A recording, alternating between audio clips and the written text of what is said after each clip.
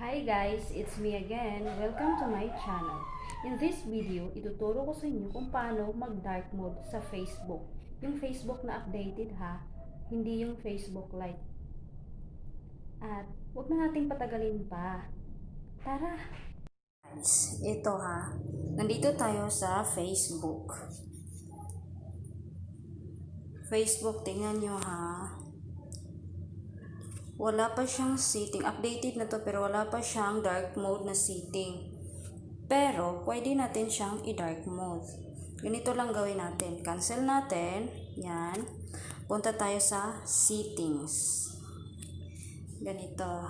Settings, baba, baba. Dito sa about phone. Ganyan. Pindutin nyo yung about phone. Tapos, punta kayo sa software information. Yan. Tapos, hanapin nyo yung build number. Ito.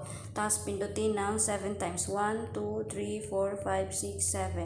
Tapos, developer mode has already been turned on kasi na-turn on ko na yan.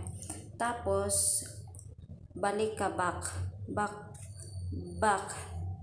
Punta ka settings ulit. Tapos, diba sa ibaba, pinakababa, may developer option na.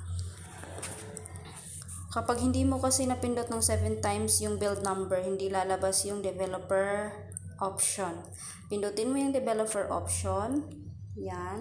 Tapos, hanapin mo dito yung, saan na ba yun?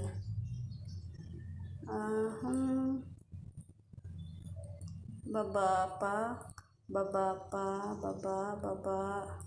Ito, force dark mode. Yan. I-open natin yan. Force apps to use dark mode even if not fully supported. Yan. Tapos balik tayo sa Facebook natin Yan, Facebook. Ito, Facebook. Tingnan nyo, diba? Wow, ganda. Dark mode na siya. See? Naging dark mode na siya. Tingnan yung settings. Yung updated na kasi na Facebook ngayon may na. Sa mga hindi pa updated na Facebook lang naman to. Yan, di ba dark mode? Ang ganda ng pagkaka-dark mode niya. See? Di ba? Ayan ha. Sana marunong na kayong mag-dark mode ng Facebook app ninyo. Kahit na hindi pa updated yung Facebook ninyo. Sige. Guys, nakuha nyo na. Marunong na kayong mag-dark mode sa Facebook app nyo. Abangan nyo sa susunod na video ko ha.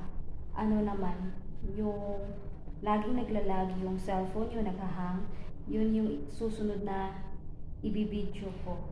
Salamat sa panonood. Sana nag-enjoy kayo at sana natuto kayo. Thank you.